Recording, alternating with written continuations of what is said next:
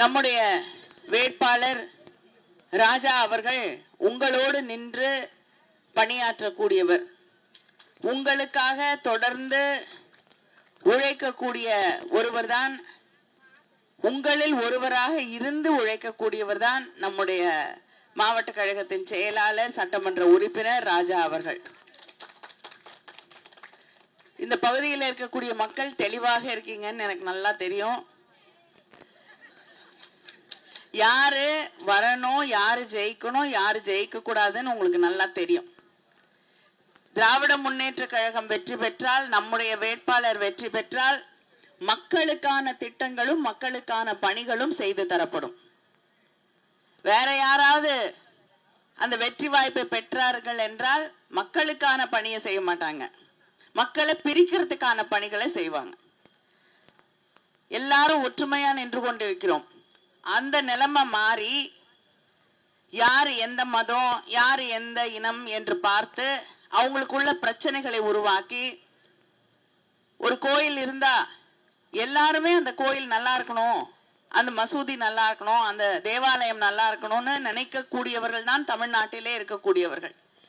ஆனா பிஜேபி போன்ற இயக்கங்கள் நாடு முழுவதும், இங்க மட்டும் இல்ல, நாடு முழுவதுமே மதவாத அரசியலை தான் செய்து கொண்டிருக்கிறார்கள். உங்களுக்கு மணிப்பூர்ல என்ன நடந்ததுன்னு தெரியும். அவங்களோட மதவாத அரசியலுக்காக அங்க பிரச்சனையை கிளப்பி ஆண்டுகளாக அங்க இருக்கக்கூடிய மக்கள் கஷ்டப்பட்டு இருக்காங்க. அந்த பிரச்சனையை நிறுத்தவே முடியல.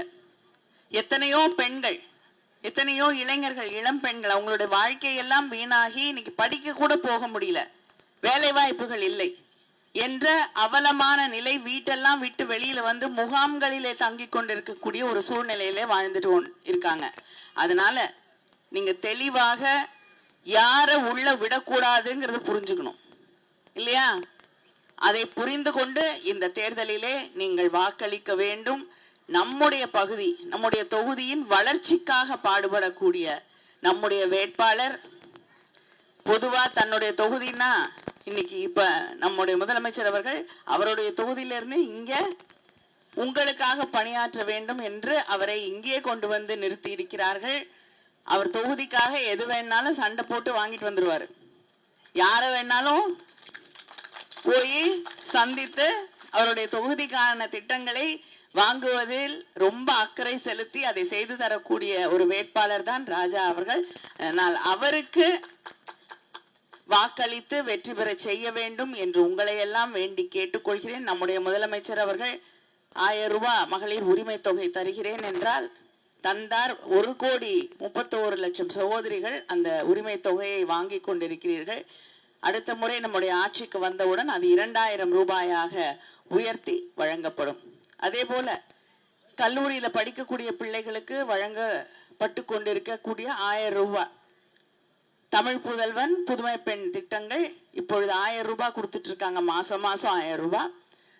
அடுத்த முறை ஆட்சிக்கு வந்தவுடன் அது 1500 ரூபாயாக உயர்த்தி வழங்கப்படும்.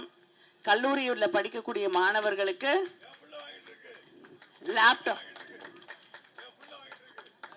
அடுத்து 1500 ரூபாய் வாங்குவாங்க. அதே போல படிச்சு முடிச்சுட்டு வேலை தேடக்கூடிய இளைஞர்கள், இளம் பெண்கள், அவங்களுக்கு வேலை கிடைக்கிறதுக்கான பயிற்சிகளும் வழங்கப்படும். அந்த பயிற்சி வழங்கக்கூடிய அந்த நேரத்துல அவங்க வருத்தப்பட கூடாதுங்கிறதுக்காக வேலை தேடக்கூடிய அந்த நேரத்துல அவர்களுக்கும் 6 மாதங்களுக்கு 1500 ரூபாயை வழங்கக்கூடிய முதலமைச்சர், வழங்குவேன் என்று சொல்லி இருக்கக்கூடிய முதலமைச்சர் நம்முடைய முதலமைச்சர் அவர்கள். லேப்டாப்புகள் அடுத்த 5 வருஷத்துல 35 லட்சம் இளைஞர்களுக்கு, இளம் பெண்களுக்கு லேப்டாப்புகள் வழங்கப்படும். 8000 ரூபாய்க்கான கூப்பன், நீங்க ஆவலோடு காத்து கொண்டு இருக்கக்கூடிய மிக அற்புதமான ஒரு திட்டம். 8000 ரூபாய்க்கு கூப்பன். நீங்க என்ன விரும்புறீங்களோ நீங்க போய் உங்க பக்கத்துல இருக்கக்கூடிய, ரொம்ப மகிழ்ச்சி. என்ன படிச்சிருக்கீங்க, என்ன படிக்கிறீங்க தம்பி? Computer engineering. பேர் என்னமா? ஜெகன்குமாரா? ஜெகன்குமார் அவர்கள் உங்க கண்ணு முன்னாடியே நம்முடைய முதலமைச்சர் அவர்களுடைய அந்த திட்டத்தின் வழியாக 1000 ரூபாய் வாங்கி கொண்டிருக்கக்கூடிய இளைஞர். அவர் நான் முதல்வன் திட்டத்தையும் சிறப்பாக பயன்படுத்தி மிகப்பெரிய அளவிலே வாழ்க்கையிலே வெற்றி பெற்றவராக வர வேண்டும் என்று நான் வாழ்த்துகிறேன். உங்க அத்தனை பேர் சார்பிலையும் அவரை நாங்கள் வாழ்த்துகிறோம்.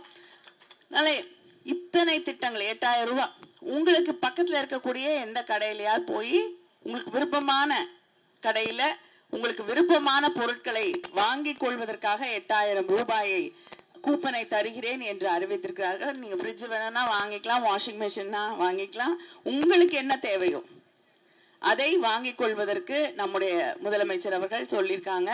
அது மட்டும் இல்ல, உங்களுக்கு நல்லா ஒரு பெரிய கிரைண்டர் வாங்கி நான் மாவு அரைச்சு எல்லாருக்கும் கொடுக்க போறேன்னா மாசம் 2000 ரூபாய் கொடுக்க போறாரு இல்லையா முதலமைச்சர். அதை முதலீடா வச்சு நீங்க அதையே ஒரு தொழிலா கூட மாத்திக்கலாம். அது மட்டும் இல்லாமல் சுய உதவி குழுக்கள்ல இருக்கக்கூடிய சகோதரிகள் அவங்களுக்கு தொழில் தொடங்க வேண்டும் என்று நீங்க நினைச்சீங்கன்னா உங்களுக்கு மானியத்தோடு வீடை கொடு, அடமானமா அதை கொடு, இதை கொடுன்னு எதையும் கேட்காம மானியமாகவும் அதே நேரத்திலே கடனோடு சேர்த்து 5 லட்சம் ரூபாய் வரை நீங்க சுய தொழில் தொடங்குவதற்காக வழங்குவேன் என்று அடுத்த முறை ஆட்சிக்கு வந்தவுடன் வழங்கக்கூடிய முதலமைச்சர் நம்முடைய முதலமைச்சர் அண்ணன் தளபதி அவர்கள். நெல்லுக்கு குவிண்டாலுக்கு 3500 ரூபாயாக உயர்த்தி வழங்கப்படும். கரும்பு கொள்முதல் விலை 4500 ரூபாயாக உயர்த்தி வழங்கப்படும். பால் லிட்டர் 5 ரூபாய் அதிகமாக கொடுத்து விவசாயிகளிடமிருந்து கொள்முதல் செய்யக்கூடிய பால் உயர்த்தி வழங்கப்படும். நீண்ட நாளாக விவசாயிகளுக்கு இருக்கக்கூடிய கோரிக்கை 24 மணி நேரம் வேலை செய்யக்கூடிய கால்நடை மருத்துவமனை. இரவு ஏதாவதுன்னா கூட்டிட்டு போறதுக்கு வேணும். 24 மணி நேரம் வேலை செய்யக்கூடிய கால்நடை மருத்துவமனைகளை நாங்கள் உருவாக்கி தருவோம், செயல்பட வைப்போம் என்று முதலமைச்சர் அவர்கள் வாக்குறுதி அளித்திருக்கிறார்கள். திமுக வாக்குறுதி அளிச்சா நிறைவேற்றி தருவோம். எதை சொன்னாலும் வண்ண தொலைக்காட்சி பெட்டி தரேன்னு தலைவர் கலைஞர் அவர்கள் சொன்னார். கொடுத்தாரா? இன்னும் நிறைய பேர் வீட்டுல அது வேலை செய்யுது இல்லையா? நடுவுல வந்து மிக்சி கிரைண்டர்லாம் எங்க போச்சுன்னு நமக்கு தெரியல. அதே போல விவசாயிகளுக்கு மின் மோட்டார்கள் கிட்டத்தட்ட 20 லட்சம் விவசாயிகள் பயன்பெறக்கூடிய வகையிலே மின் மோட்டார்களை வழங்குவேன் என்று நம்முடைய முதலமைச்சர் அவர்கள் இந்த தேர்தல் அறிக்கையிலே உங்களுக்கு உறுதி அளித்திருக்கிறார்கள்.